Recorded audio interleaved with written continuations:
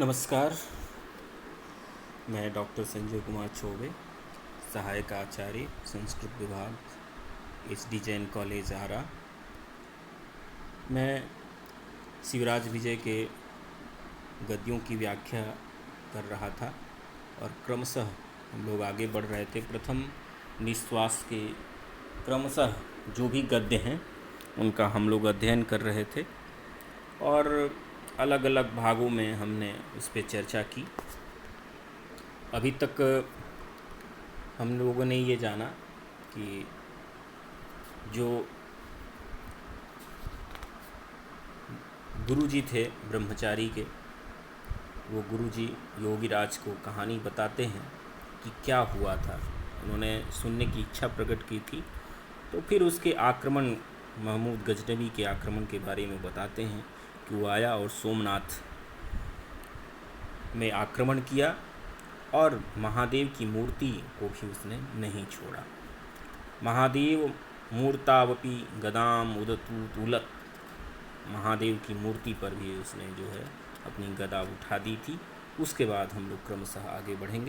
रहे हैं, देखते हैं। फिर कहते हैं, अथ वीर गृहीतमखिलं वित्तं पराजिता आर्यसेना वंदीकृता वयं संचितम् अमलं यशः इतोपि न साम्यति ते क्रोधः चेत् अस्मान् ताडय मारय छिन्धि भिन्धि पातय मज्जय खण्डय कर्तय ज्वलय किन्तु त्यजेमाम् अकिञ्चित्करीं क्षणां महादेव प्रतिमाम्। यद्येवं न स्वीकरोषि तद् गृहाण अस्मत्त्वन्यदपि सुवर्णकोटिद्वयं त्रायस्व मयीनां भगवन्मूर्तिं स्प्राक्षी इति साम्रेडं कथयत्सु रुदत्सु पतत्सु विलुठत्सु प्रणमत्सु च पूजकवर्गेषु नाहं मूर्तिर्विक्रीणामि किन्तु भिनद्मि इति संगर्ज्य जनताया हाहाकार कलकलम् आकर्णयन् घोरगदया मूर्तिम् अतुत्रुटत्। गदापातसमकालमेव चानेकार्बुदपद्ममुद्रामूल्यानि रत्नानि मूर्तिमध्यात् उच्छलितानि परितो अवाकीर्यन्त। स च दग्धमुखः तानि रत्नानि मूर्तिखण्डानि च क्रमेलक पृष्ठे स्वारोप्य सिन्धुनदमुत्तीर्य स्वकीयां विजयध्वजिनीं गजनीं नाम राजधानीं प्राविशत। देखिए, यहाँ पर क्रमशः चलते हैं। कहते हैं कि ऊपर के गद्य में आप जाएंगे 4-5 लाइन छोड़ करके, तो नीचे से दूसरी लाइन देखिए, उसमें देखा पूजक वर्गेषु, जो पूजक वर्ग हैं, जो पुजारी लोग हैं वहाँ के, उस मंदिर के, सोमनाथ मंदिर के, उन लोगों ने बड़ा अनुनय विनय किया कि सब कुछ ले लो, ये दे देंगे वो दे देंगे, लेकिन तुम इस महादेव की प्रतिमा पर प्रहार मत करो। उसी पे कहते हैं कि पूजक वर्गेषु, पूजक वर्गों के कहने पर कि वीर, अरे वीर महमूद गजनवी, गृहीतमखिलं वित्तम, तुमने सारा का सारा वित्त धन, गृहीतम ले लिया, अखिलम वित्तम संपूर्ण वित्त तुमने धन ले लिया। पराजिता आर्य सेना, तुम्हारे सम्मुख जो आर्य सेना है, हिंदुओं की सेना है, वो भी पराजित हो गई, उसको भी तुमने हरा दिया। बंदी कृता वयम, हम लोग बंदी बना दिए गए। संचितम अमलम यशः, हम लोगों का जो उज्ज्वल, ठीक है, तुम निर्मल यश को भी संचय कर लिए। इतोपि न साम्यति ते क्रोधः, इतना सब कुछ करने पर भी तुम्हारा क्रोध शांत नहीं होता, शांत नहीं हुआ, तब भी क्या करो। साम्यति न ते क्रोधः चेत, तो क्या करो, अस्मान ताडय, हम लोगों को मारो, मारे, ताडय, ताडय से भी ताड़ित करना, प्रताड़ित करने से है तात्पर्य, ठीक है, उसको पीटो, मारे, मार डालो, छिंदी काट डालो, भिंदी भेदन कर दो, पातय नीचे गिरा दो, मज्जय डुबा दो, खंडय टुकड़े टुकड़े कर दो, कर्तय काट दो, कतर डालो जिसे कहेंगे, ज्वलय जला दो, किंतु त्यज इमाम अकिंचित करीम जनाम महादेव प्रतिमाम, लेकिन त्यज छोड़ दो, इमाम इस अकिंचित करीम कुछ भी न करने वाली इस मूर्ति ने तुम्हारा कुछ नहीं बिगाड़ा, इस महादेव की मूर्ति ने कुछ नहीं बिगाड़ा है। अकिंचित करीम, अकिंचित करी से यहाँ तात्पर्य है कि कुछ भी नहीं करने वाली, कुछ भी नहीं बोलने वाली जो जड़ प्रतिमा है महादेव की, उस प्रतिमा को तुम छोड़ दो, उसे मत तोड़ो। यानी पुजारियों ने कहा कि वीर तुमने सब कुछ धन ले लिया, तुमसे आर्य सेना पराजित हो गई, हम लोग बंदी बना लिए गए, लेकिन इतना सब कुछ होने पर भी तुम्हारा क्रोध यदि शांत नहीं होता तो मारो पीटो, छेदन करो, भेदन करो, गिरा दो, टुकड़े टुकड़े कर दो, जला दो, सब कुछ कर दो, लेकिन इस अकिंचित करी जो प्रतिमा है, जड़ प्रतिमा है महादेव की, इस प्रतिमा को छोड़ दो। यद्येवं न स्वीकरोसि, यदि ऐसा भी नहीं स्वीकार करना चाहते, मारना पीटना या सब कुछ भी नहीं करना चाहते, तद गृहाण अस्मत्तो अन्यदपि सुवर्णकोटिद्वयम्, तो हम लोगों से स्वीकार कर लो, गृहाण ग्रहण करो, अस्मत्तो हम लोगों से, अन्यदपि और भी, सुवर्णकोटिद्वयम्, ठीक है, इतना सब कुछ भी नहीं है तो जो 2 करोड़ जो स्वर्ण मुद्राएं हैं, स्वर्ण कोटि द्वयम, ठीक है, सोने की 2 करोड़ मुद्राएं, उसको तुम स्वीकार कर लो। त्रायस्व मयिनाम भगवन मूर्तिम स्प्राक्षी, ठीक है, रक्षा करो, छोड़ दो, लेकिन इस मूर्ति को स्पर्श मत करो, इसे टच मत करो, स्प्राक्षी, ठीक है, मत स्पर्श करो, इसे मत छुओ। इति साम्रेडम कथयत्सु, इन्हीं सब बातों को बार बार कहते हुए, रुदत्सु रोते हुए, पतत्सु बार बार गिरते हुए, ठीक है, आप देख रहे हैं ना, ये बार बार चीज़ें कर रहे थे पूजक वर्ग, रो रहे थे, उनके सामने पैरों पर पतत्सु, पतत्सु यानी गिरते हुए, गिर रहे थे,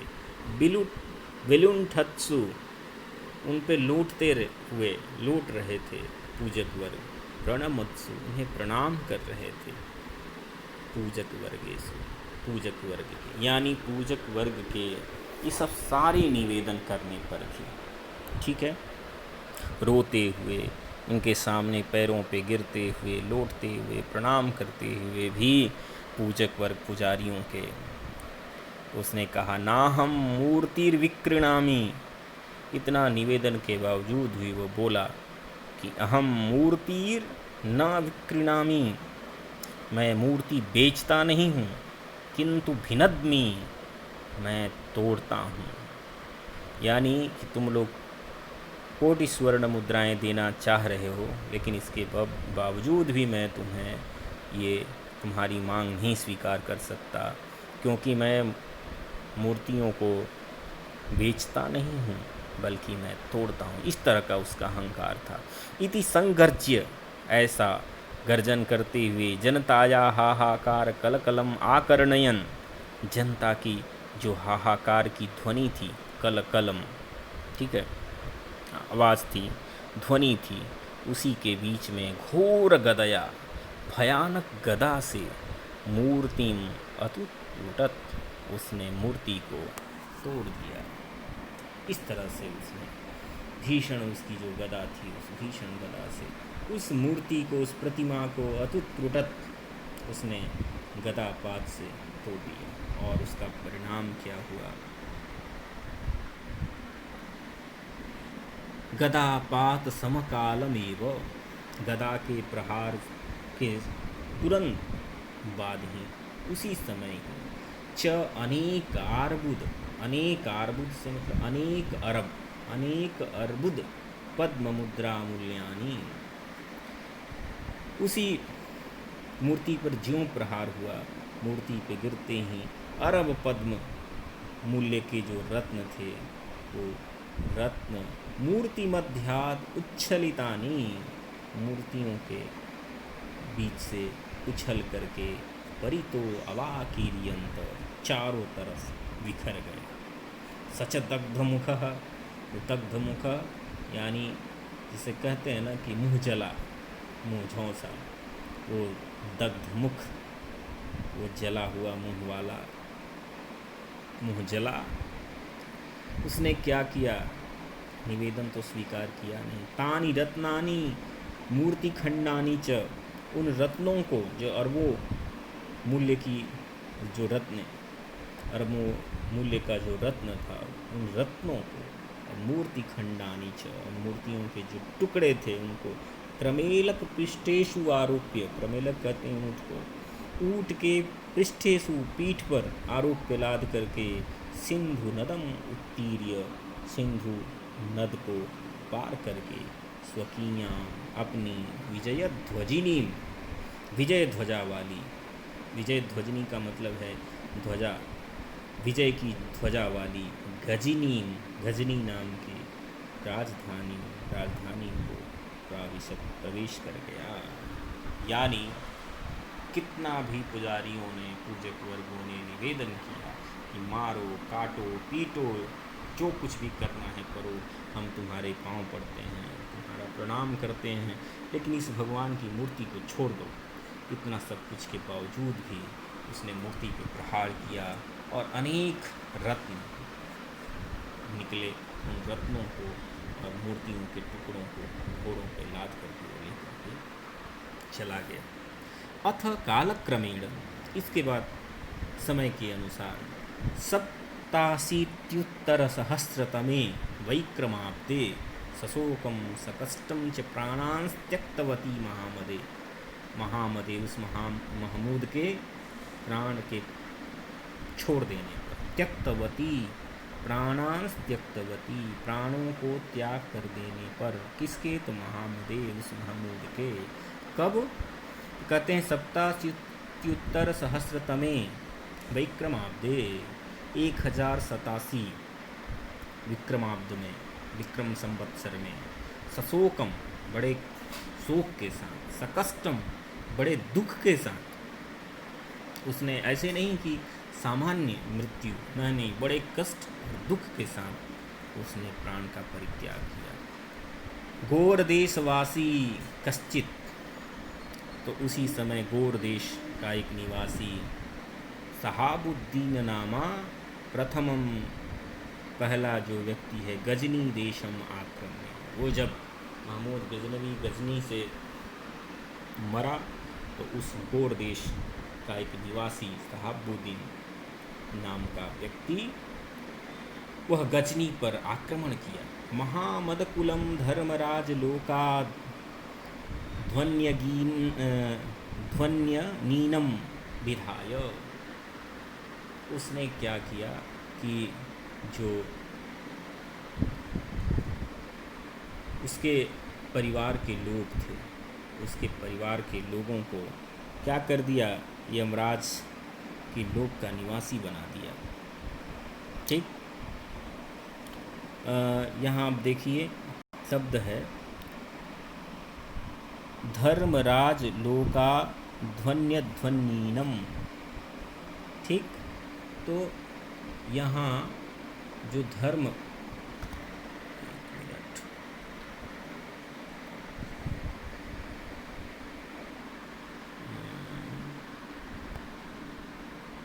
महामदम धर्मराज ध्वनि विधाय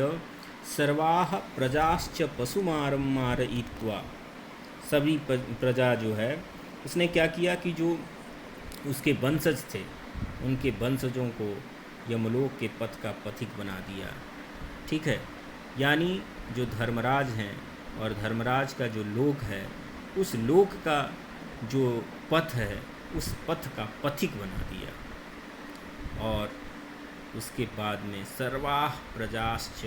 पशुमारं मारयित्वा, और सारी प्रजा को उसने पशु मार, जिसे कहते हैं ना कि पशु की मौत मारना, पशु की मौत मार करके प्रजा के रुधिर से, तद रुधिरार्द्र मृदा गोर देशे बहून गृहान निर्माय, उनके आर्द्र, ठीक है, उनके खून के गीली, तद रुधिर, उन प्रजा के, तद यानी उस प्रजा के रुधिर यानी खून से, आर्द्र यानी गीली, मृदा यानी मिट्टी से, गोर देशे, गोर देश में, बहून गृहान निर्माय, बहुत सारे घरों को बना करके, ठीक है, चतुरंगिण्यानिकिन्या, चतुरंगिणी अनेकी, अनेकिनी कहते हैं सेना को, और चतुरंगिणी सेना जो होती है विशेष सेना को कहा जाता है। उसमें गजारोही, अश्वारोही, रथी होते हैं, पैदल चलने वाले लोग होते हैं, ठीक है, तो उसको चतुरंगिणी सेना कहते हैं। तो चतुरंगिणी सेना, चतुरंगिण्या अनेकिन्या, अनेकिनी मतलब सेना, और तृतीया एक वचन में, चतुरंगिण्या अनेकिन्या, चतुरंगिणी सेनया, चतुरंगिणी सेना से, ठीक,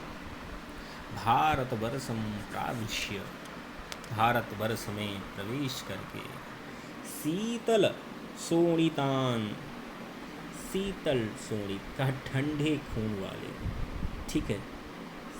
शीतल शोणितान अपि असयन, जो ठंडे खून वाले लोग थे उनको भी असयन, असीना घनन, असी कहते हैं तलवार, उससे मार करके, यानी जो भारतवर्ष के लोग हैं वो ठंडे खून वाले हैं, ऐसा कवि कह रहा है। ये लोग युद्ध नहीं करना चाहते पहले, लेकिन उन ठंडे खून वाले भारतीयों को भी अपने तलवार की घाट उतार करके 50 उत्तर 1200 दिल्लीम अस्वयाम बभूव, 1250 में दिल्ली को उसने क्या कर दिया, घुड़वार, जो घुड़सवार सेना थी उससे घेर लिया, ठीक। तो पूरे पद को हम लोग देखेंगे यहाँ, एक बार देखिए कि इससे पहले कि कालक्रमेण, इसके बाद कालक्रम के अनुसार 87 सहस्रतमे वैक्रमाब्दे 1087 विक्रम संवत्सर में, सशोकम सकष्टम च, बड़े शोक और कष्ट के साथ, प्राणांश त्यक्तवती, अपने प्राणों का परित्याग कर के, महामदे, प्राणों का परित्याग कर देने के बाद, किसके, तो उस महमूद के, गोरदेशवासी कश्चित, गोरदेश का निवासी कोई, सहाबुद्दीन नामा, सहाबुद्दीन नाम का प्रथमम, पहला, गजनी देशम आक्रम्य, पहली बार गजनी देश पर आक्रमण करके, महामदकुलम, धर्मराज लोका ध्वन्य ध्वनीनम विधाय, जो धर्मराज का लोक है, मार्ग है, ठीक है, धर्मराजस्य लोकः तस्य अध्वनि, अध्वनीनम, कहते हैं ना धर्मराज का जो लोक है, धर्मराजस्य लोकः, धर्मराज लोकः, तस्य अध्वनि, अध्वा कहते हैं मार्ग को, उसका सप्तमी एक वचन में रूप बनता है अध्वनि,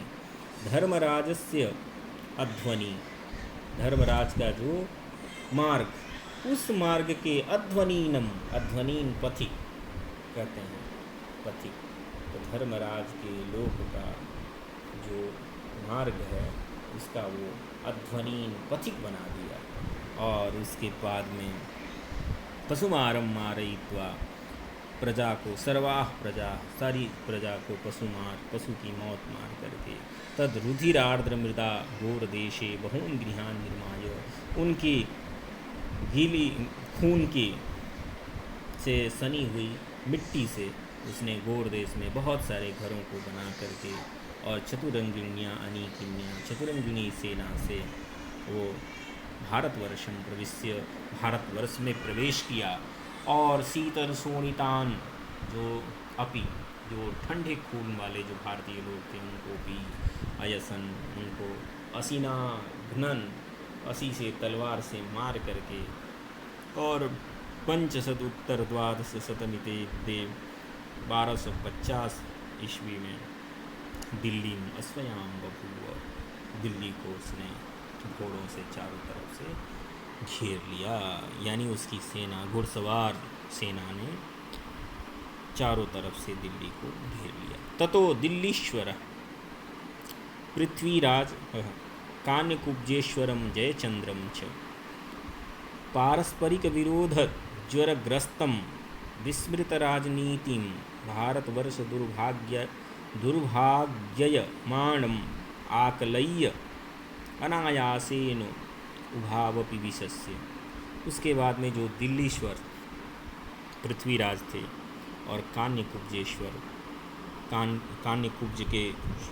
मालिक, कन्नौज के शासक, कन्नौज नरेश जो जयचंद्र थे, उनको पारस्परिक विरोध ज्वरग्रस्तम, आपसी जो फूट थी उसके बुखार से ग्रस्त, राजनीति विस्मृत राजनीति, राजनीति जो ज्ञान से शून्य है, ऐसे भारतवर्ष को दुर्भाग्यमानम, दुर्भाग्य स्वरूप आकलय्य समझ करके, अनायासेन बड़े आसानी से, क्योंकि राजनीति से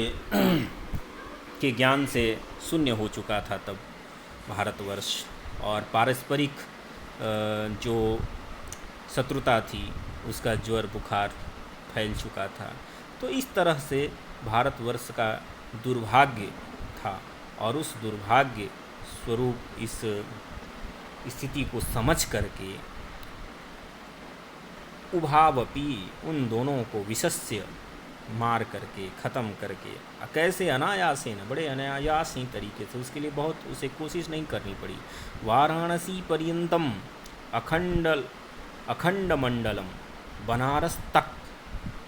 अखंड मंडलम, एकदम बिना टूटे हुए, अखंड, ठीक है, विस्तृत, और अकंटकम, निष्कंटक, बिना कांटे का, कोई रोकने वाला था ही नहीं, इसलिए अकंटकम, निष्कंटक जिसे कहते हैं। और अकीटकिट्टम, अकीटकिट्टम से मतलब है कि कीट और मल, ठीक, कीट कीड़े होते हैं, किट्ट कहते हैं मल को। तो अकीटकिट्टम, जो कीट है, कीड़े हैं, और मल गंदगी है, उससे रहित अकीटकिट्टम, महारत्नमिव महाराज्यम अंगीचकार, तो महारत्न की तरह, ऐसा रत्न था जिसमें कीड़े नहीं लगे हुए हैं और जो थोड़ी भी गंदगी से युक्त नहीं है, इस तरह के महाराज्य को, वाराणसी को उसने क्या किया, स्वीकार कर लिया। तेन वाराणस्यामपि बहवोस्थिरयः प्रचिताः, उसने क्या किया कि बनारस में भी बहवह, बहुत सारी, अस्थिरयः, हड्डियों की, जो हड्डियों के पर्वत हैं उनको, प्रचितः, उनको चुन दिया, यानी हड्डियों का पहाड़ बना दिया, यानी बहुत सारे लोगों की हत्या की। और रिंगत तरंग भंगा गंगा भी, जो चंचल लहरों वाली जो गंगा है, ठीक है, रिंगंतः चलंतः, तरंग भंगाः, तरंग भंग उर्मी के जो भेद हैं, लहरें हैं, चलती हुई जो लहरों वाली जो गंगा है, ठीक है, रिंगंतः चलती हुई, तरंग भंगाः, तरंगों की भंगों वाली जो गंगा है, उस गंगा को क्या किया उसने, शोणित सोणा शोणीकृता, ठीक, शोणिते न सोणा, शोणित कहते हैं खून, खून से उसने सोना, रक्त कर दिया, यानी जो गंगा थी, चलायमान चंचल तरंगों वाली जो गंगा थी, उस गंगा को ही उसने क्या किया, खून के रंग से रंग दिया और सोणीकृता, सोण नद बना दिया, ठीक। तो सोणित सोना, खून से रक्ता सोना मतलब रक्त